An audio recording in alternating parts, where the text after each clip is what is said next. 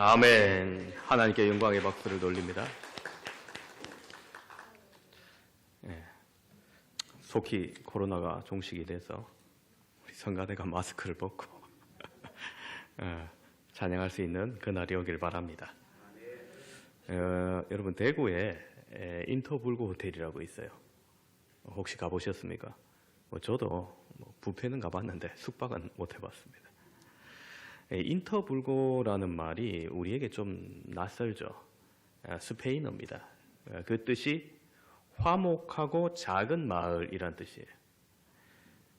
이곳의 창업주 권영우 회장님이 2008년에 그때 당시 시가 200억의 땅을 지역 대학에 기부한 것으로 알려져 화제가 된 적이 있습니다. 당시 200억이면 지금으로 치면 훨씬 더 많은 금액이겠죠. 여러분, 은행에 이자만 받아도 자손까지 평생 먹고 살 수 있는 어마어마한 돈이지만 이분은 학생들에게 더 좋은 환경과 인재 양성을 위해 써달라고 아무 조건 없이 기부한 겁니다. 돈 아까운지 모르는 분이 아닙니다. 원래 부자이거나 그냥 돈을 쉽게 버신 것도 아니고 젊어서 원양어선을 타면서 어렵게 돈을 벌고 모으셨던 분이에요.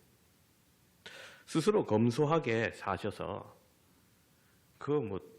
회장쯤 되면은 큰 차 몰고 다닐 텐데 옛날에 그 소형차 엑셀 그것도 스스로 몰고 다니고, 청와대에 초청 받으면은 비서나 운전사를 대동할 만한데 그것도 손수 혼자 운전해서 청와대까지 간 유명한 일화가 있습니다.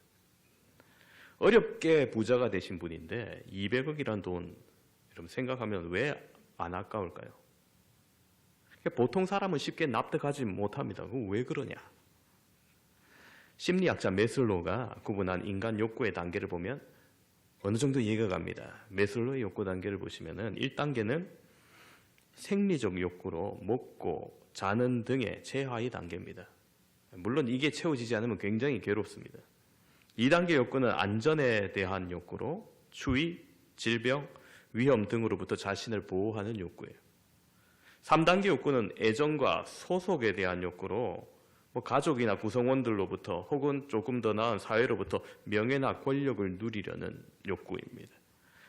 5번째 단계는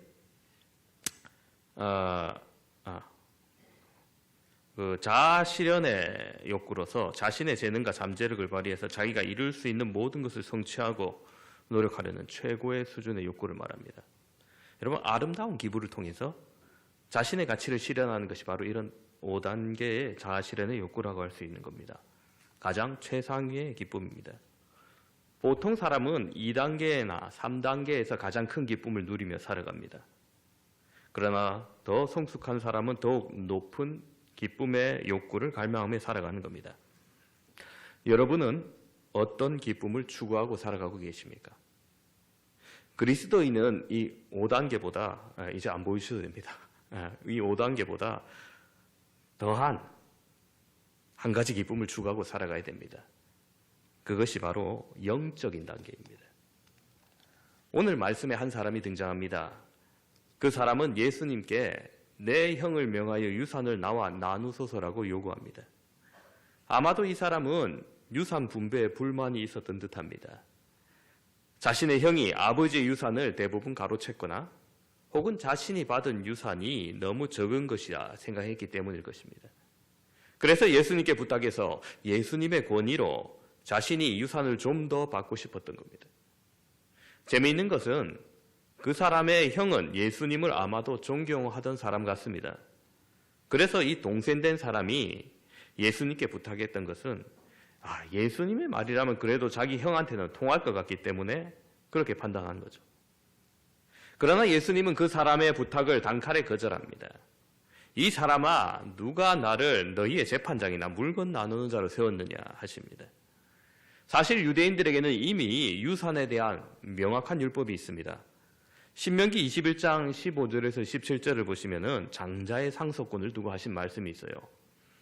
읽어드리면 15절에 어떤 사람이 두 아내를 두었는데 한 사람은 사랑을 받고 하나는 미움을 받다가 그 사랑을 받는 자와 미움받는 자가 둘 다 아들을 낳았다 하자. 그 미움받는 자의 아들이 장자이면 자기의 소유를 그 아들들에게 기업으로 나누는 아래 그 사랑받는 자의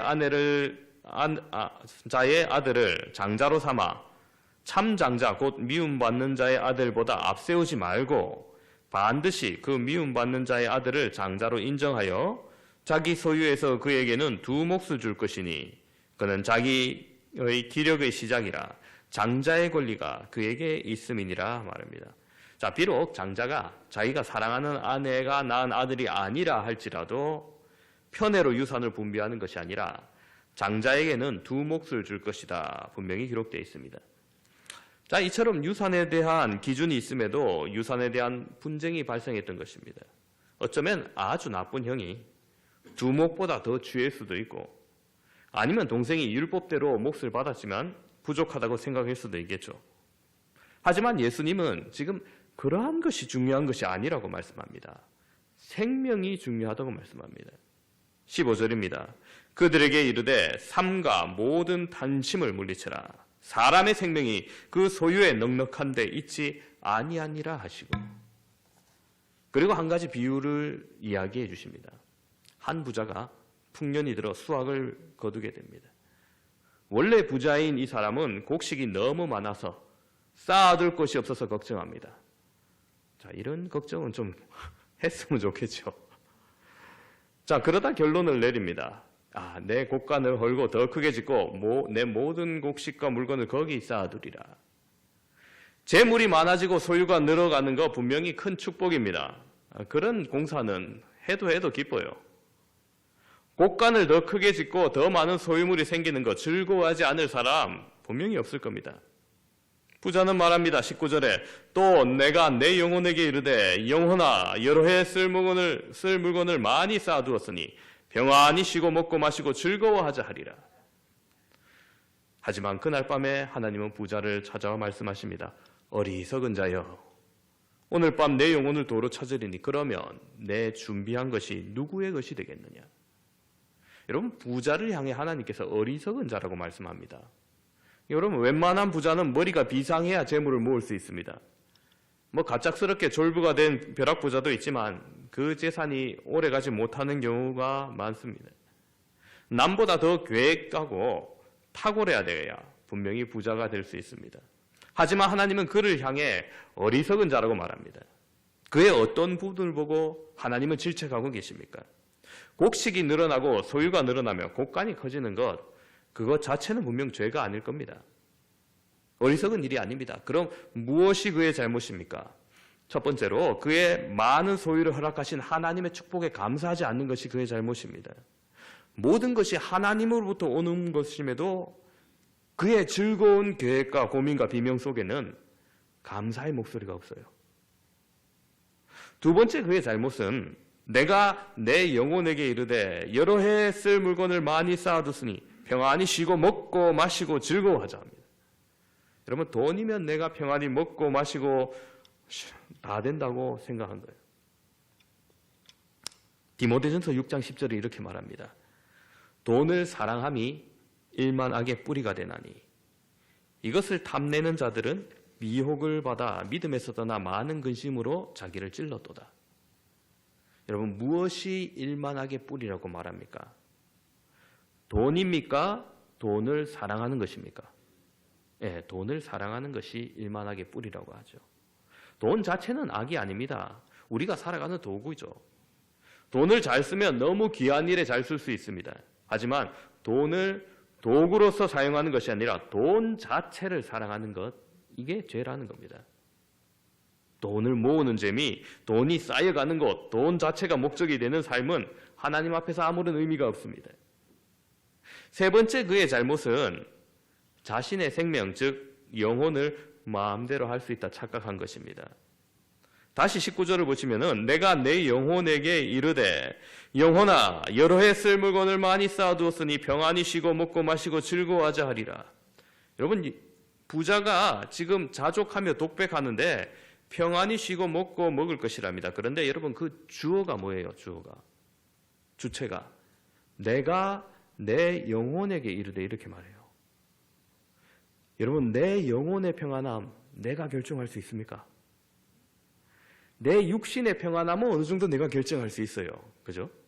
예를 들어서 침대를 살 때 좀 더 비싼 가격을 주더라도 더 편안하고 안락한 침대를 살 수 있습니다. 그럼 잠이 좀 더 평안하겠죠.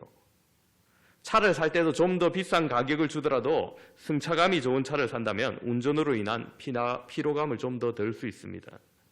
여러분, 근데 이 모든 게 육신의 평안함이죠. 그러나 영혼의 평안함은 돈으로 살 수 있는 것이 아닙니다. 영혼의 주권은 하나님께 있습니다. 부자는 하나님의 주권을 침해하는 발언을 한 것입니다. 그러나 부자는 자신이 돈이 많으니 영혼마저 평안할 수 있다고 착각한 것입니다. 그러면서 오늘 본문은 이렇게 말합니다. 21절 마지막에 자기를 위하여 재물을 쌓아두고 하나님께 대하여 부여하지 못한 자가 이와 같으니라. 어리석은 자라는 거죠. 자기만을 위해 살아온 사람, 하나님 앞에 설 때 아무것도 없는 빈털터리 인생이라 하는 겁니다. 아무것도 남는 게 없는 허무한 인생입니다. 어떤 목사님이 이렇게 비유하시는 거 들었어요. 정말 공감이 가던데. 여러분, 외국에 여행 가서 너무 좋은 풍경도 좋고 위치도 좋고 너무 좋은 데를 발견했어요. 그래서 자신의 재산을 막 거기에 집 짓고 별장 짓고 거기에 쌓아두고 인테리어하고 막 귀중품 놔두고 그렇게 본국에 들어오면 그런 바보가 없다는 거예요. 그럼 며칠 가 있을 거라고 몇 번 가 있을 거라고. 여러분, 무슨 얘기입니까? 외국에 여행 간 거는 잠깐이란 거예요. 그곳에 별장 짓고 호화롭게 꾸미고 많은 것을 쌓아두고 좋게 해봤자 자신이 사는 나라에 자신의 가족과 자신의 집, 자신의 재산이 있어야 되는데 외국에 잠깐 있는 그곳에 그 모든 소유를 넣고 왔다는 겁니다. 여러분, 그렇습니다. 우리도 본국에 자기의 집에 좋은 곳을 둬야 됩니다. 그리스도인의 본향은 이 땅이 아니라 천국에 있습니다. 우리의 본적은 이 땅이 아니라 천국입니다. 부자는 하나님께 대하여 부유하지 못한 자였습니다. 여러분, 천국의 재산을 소유하고 계십니까? 오늘 우리는 하나님께 대하여 부유한 자입니까? 천국에 재물을 쌓아두는 슬기로운 자가 되기 위해서 우리는 무엇을 해야 될까요? 하나님에 대해서 부유한 자가 되기 위해서 우리는 어떻게 해야 될까요? 첫 번째로, 하나님께 대해서 부유한 자가 되기 위하여 우리는 탐심을 물리쳐야 합니다. 여러분, 이 세상에서 사람들이 재물에 대해서 늘 깊은 관심을 가지고 있습니다. 경제적으로 여유 있는 지역에 아주머니들이 모였다 하면 하는 얘기가 아파트값 얼마나 올랐나, 전세 얼마나 올라서 이걸로 뭘 하고 뭐 이런 얘기 참 많이 하죠. 남자들은 주식 얘기 많이 합니다. 뭘 샀더니 뭐 얼마나 올랐더라, 뭐가 오르겠냐. 그만큼 재테크는 관심의 대상이라는 것이죠. 예수님 당시에도 유산에 대한 문제, 재물에 대한 문제는 사람들의 주요 관심이었습니다. 그러나 예수님의 대답은 전혀 새로운 것이었습니다. 이것은 자신이 유산 분배자로 세움받지 않았을 뿐만 아니라 오히려 탐심을 버리라고 말합니다. 우리는 하나님께서 주신 은사와 재능과 능력을 통해서 우리의 경제 생활을 영위하며 살아갑니다. 열심히 일하고 곡식을 쌓아두는 일을 해야 합니다. 하지만 그 목적이 자신만을 위해서 일하지 말아라는 겁니다. 어떤 사람들이 자신의 목적이 그저 쌓아가는 것, 늘어가는 것이, 그것을 보는 것이 전부인 사람이 있습니다. 예수님께서 비유한 부자처럼 어떤 다른 목적도 없이 그저 쌓아가는 것에 만족합니다. 쌓아가는 것을 보고 먹고 마시고 누리면 된다고 생각합니다. 내가 가진 것을 더욱더 쌓고 더 쌓기 위해서 싸우고 투쟁합니다. 여러분, 1년 먹고 살 것이 있고 100년 먹고 살 것이 있어도 그런 사람도 당장 자신의 재산에 손해가 가는 사람이 있으면 눈에 불을 켜고 싸우러 가갑니다. 예수님께 유산 분배를 해주기를 원했던 사람 또한 마찬가지일 겁니다. 어떻게 보면 억울한 사람일 수도 있어요. 그러나 그는 지금 예수님께 나와서 이 영생의 말씀, 생명의 말씀에 귀를 기울이는 것이 아니라 형과의 분쟁에 예수님을 끌어들이기를 원했던 겁니다. 여러분, 이 땅의 영원한 생명의 가치를 알려주시고 우리에게 천국 비밀을 알려주시려고 오신 예수님, 그 앞에 나왔는데, 그 귀하고 복된 자리에 나왔는데 거기서 그만 물질에 관심이 집중되어 버립니다. 예수님을 만난 절호의 시간에, 그 가치 있는 시간에 가장 가치 있는 것을 발견하지 못하고 예수님의 말이 끝나기를 기다렸다가 엉뚱하게 재산 상속의 문제를 말하는 거예요. 오늘 우리는 예수님 앞에 내가 더 가지는 것에 대한 문제를 드리기보다는 내 소유가 많아지는 것을 간구하는 것이 아니라 내가 가진 것을 통해 섬기는 문제를 간구하는 사람 되기를 소망합니다. 예배당까지 와서, 이곳까지 와서 일과 업무와 재산 증식에 대한 생각을 버리지 못하시는 분이 있다면 여러분, 이 시간만큼이라도 탐심을 물리치심으로 생명의 말씀에 더욱더 귀를 기울이시는 여러분 되시기를 주님의 이름으로 축원합니다. 두 번째로, 우리가 하나님의 부유한 자가 되기 위해서는 생명의 주인은 하나님임을 알아야 됩니다. 하나님의 주권을 알아야 된다는 겁니다. 사람들은 저마다 자신의 미래를 계획합니다. 하지만 그 속에 자신의 생명이 계속될 것이라는 착각 속에 살아갑니다. 27년 전에 제가 대학생이었을 때 주말에 고향 부산에 주일을 보냈습니다. 오후 예배까지 드리고 다시 상해행선을 타고 학교로 돌아오기 위해서 부산역을 갔는데, 역에 들어서자마자 그날 경부선 열차는 아무것도 운행이 안 된다는 거예요. 아이고, 뭐 이런 일이 있나 하고 얼른 고속버스 터미널로 다시 가서 고속버스를 타고 올라오는데 버스 안에서 뉴스가 들리는 거예요.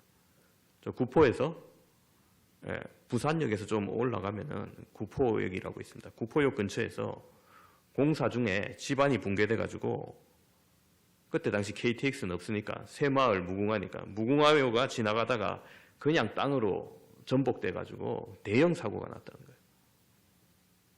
그 열차 사고로 무려 사람이 276명이나 한꺼번에 목숨을 잃었습니다.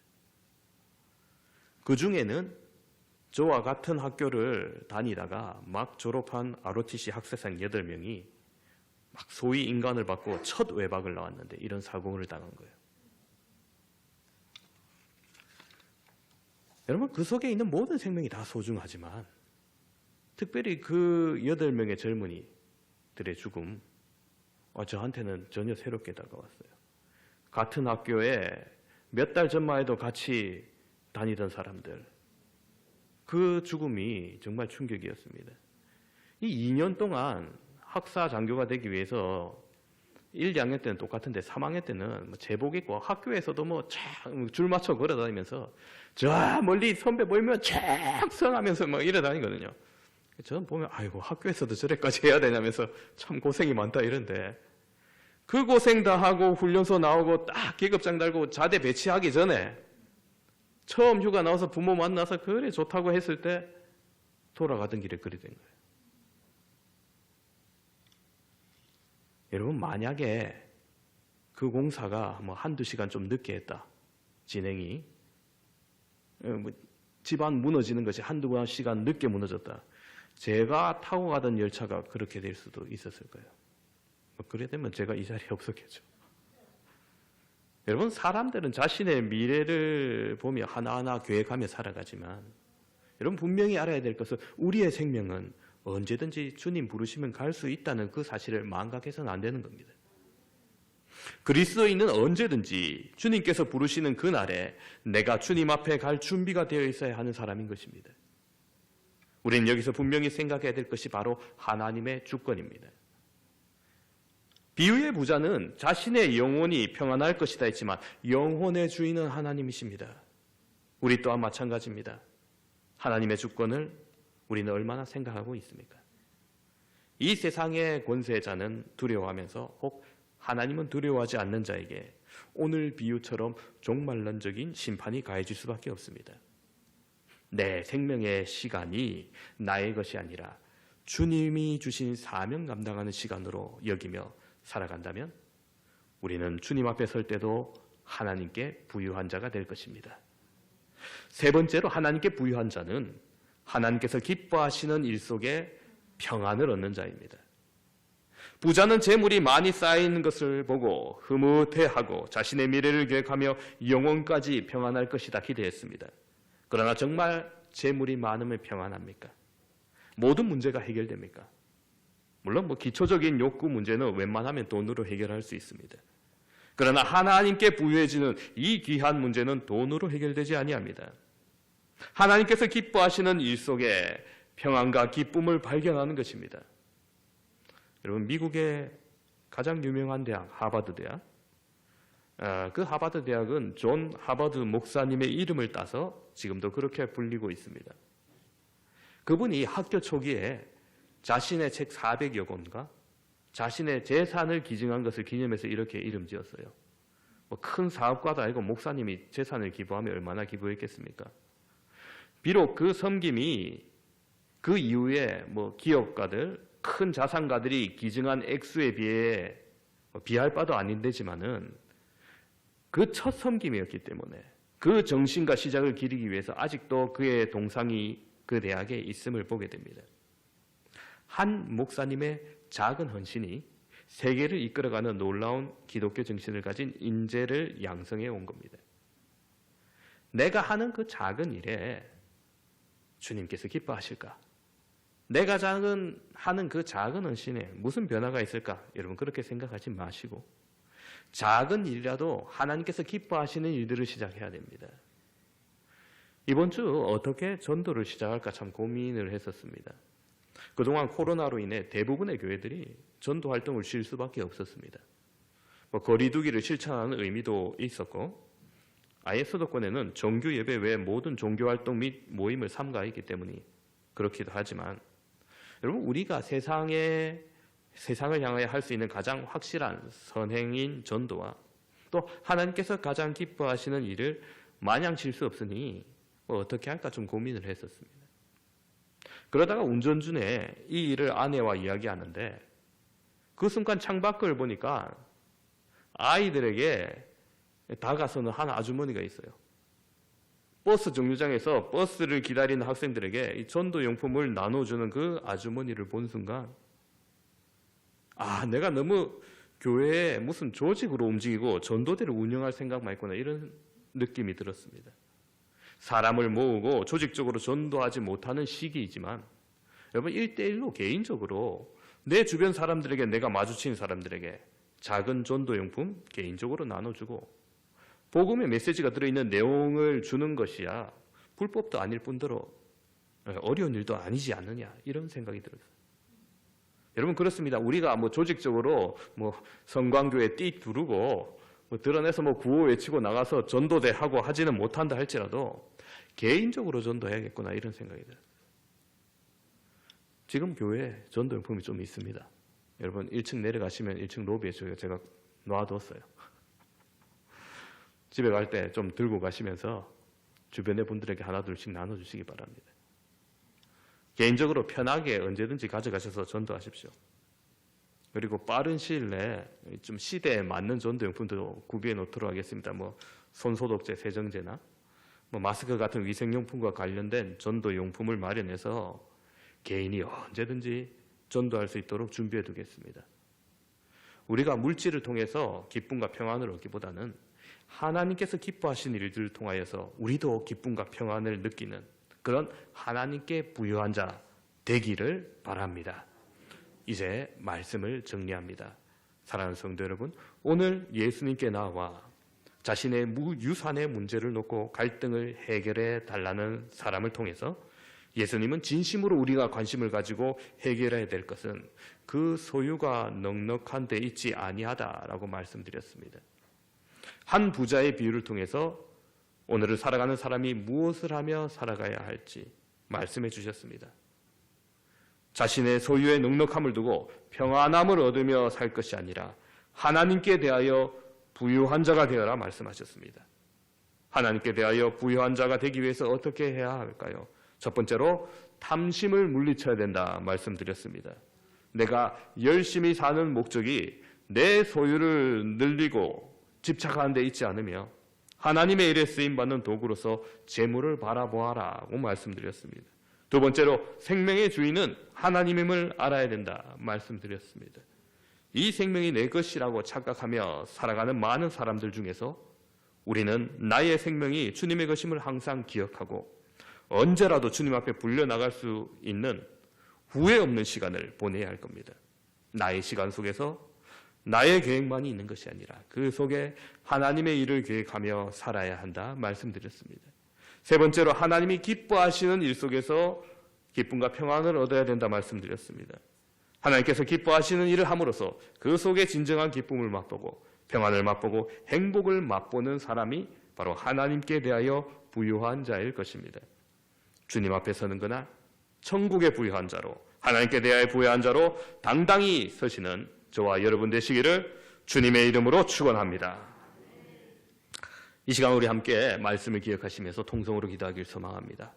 기도하실 때 나의 모든 것이 주님 주신 것임을 기억하며 항상 감사하며 주님께서 기뻐하시는 일에 사용해달라고 함께 기도하시고, 두 번째로 하나님께서 기뻐하시는 일을 하며 그 속에 참된 평안과 기쁨을 누리게 해달라고 하시고, 세 번째로 특별히 우리 수능을 준비하는 학생들이 있습니다. 그들에게 지혜를 주시고 능력을 주시고, 그들이 자신의 소유만을 위해서 담심을 채우기 위해서 공부하는 학생이 아니라 하나님의 일을 계획 가지고 하나님께 기뻐하시는 일을 추구하는 귀한 젊은이들 될 수 있게 해달라고 우리가 이와 같은 기도 제목으로 주여 한번 외치고 통성으로 기도하도록 하겠습니다. 주여, 아버지 하나님, 오늘 우리의 영혼이 주님의 것임을 고백합니다. 오늘 우리의 유산의 문제, 오늘 우리의 물질의 문제를 가지고 이 예배당까지 나오지 않기를 소망합니다. 이곳에서 오직 은혜를 받게 하여 주시고 이곳이 항상 주의 진리를 선포하는 이 말씀의 자리임을 바라보게 하여 주시며 우리가 그곳에서 참 기쁨과 평안함을 누리게 하여 주시옵소서. 어리석은 부자가 자신의 영혼을 향하여 평안하리라 바라보았지만 그 영혼의 주인 되신 하나님이심을 우리가 바라보게 하시고 나의 시간이 온전히 나의 것이 아닌 하나님의 것임을, 그 모든 순간도 하나님의 것임을 우리가 깨달아 살아갈 수 있게 소망합니다. 아버지 하나님, 우리에게 지혜를 주시고 참 기쁨과 평안을 누리게 하여 주시며 아버지 하나님, 그 속에서 하나님 기뻐하신 일들을 행함으로 말미암아 우리 속에 있는 넘쳐나는 기쁨이 흘러나올 수 있도록, 나누어줄 수 있도록 은혜를 베풀어 주시옵소서. 특별히 수능을 치는 학생들이 있습니다. 그들에게 지혜를 주시고 능력을 허락해 주시고 자신의 소유만을 위해서 공부하고 계획하는 젊은이가 아니라 하나님의 주신 사명과 계획을 위하여 아버지 하나님 일하고 공부하는 우리 젊은이 될 수 있도록 주여 함께하여 주시옵소서.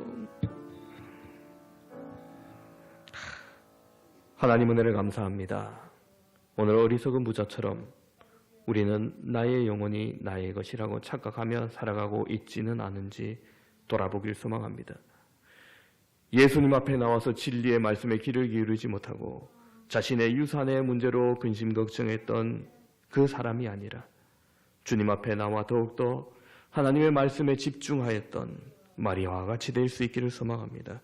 우리 마음 가운데 탐심을 물리치게 하여 주시고 아버지 하나님이 나의 생명의 주인 되심을 잊지 않게 하여서 이 시간들마다 하나님이 함께하는 계획 속에 있게 하여 주시고 아버지 하나님, 우리의 모든 것이 주님의 것임을 고백하며 나의 참다운 기쁨을 주님 속에서 찾고 맛보는 하나님께 부유한 자 될 수 있도록 은혜를 베풀어 주시옵소서. 감사합니다. 우리 구주 예수 그리스도 이름으로 기도드립니다. 아멘. 찬송가 446장 찬양하시면서 준비하신 헌금 드리겠습니다.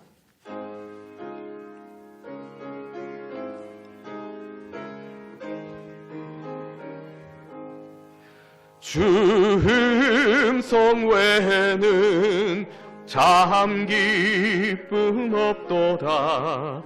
날 사랑하신 주 늘 계시옵소서. 기쁘고 기쁘도다. 항상 기쁘도다. 나 주께 왔사오니 복 주옵소서. 나 주께 왔으니 복 주시옵소서. 주 함께 계시면 큰 시험이긴 해. 기쁘고 기쁘도다 항상 기쁘도다 나 주께 왔사오니 복 주옵소서 주 떠나가시면 내 생명 헛되네 기쁘나 슬플 때 늘 계시옵소서 기쁘고 기쁘도다 항상 기쁘도다 나 주께 왔사오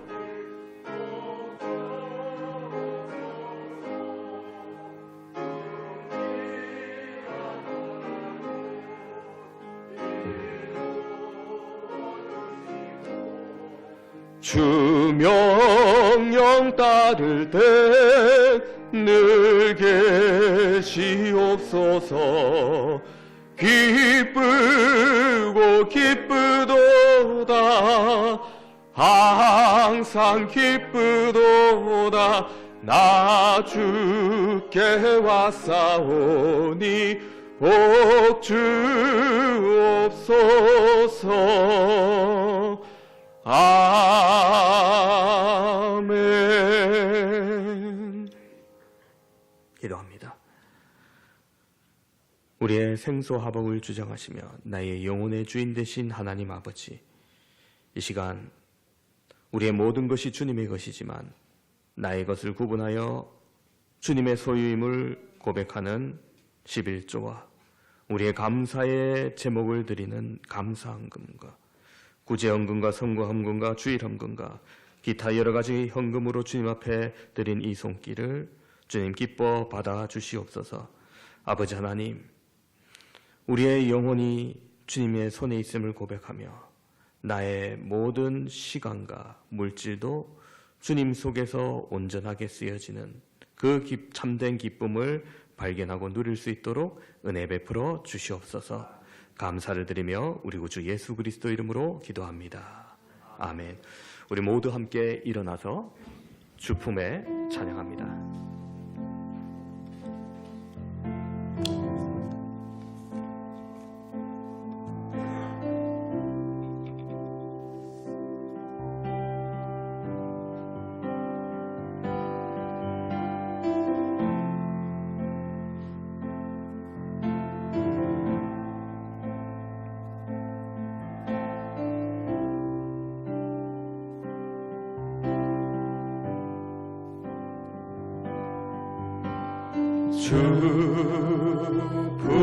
주품에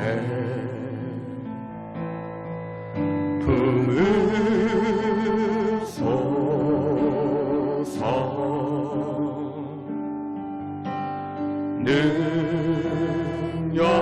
능력에 발로 덮으소서 거친 파도 날 향해 와도 주와 함께 날아오르리 폭풍 가운데 나의 영혼 잠잠하게 주를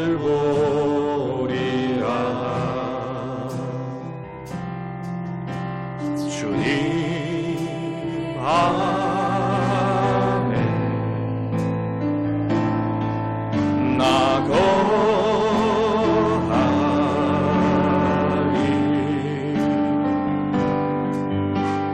주는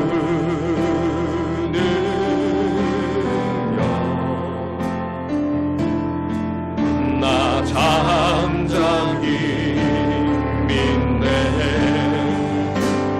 거친 파도 나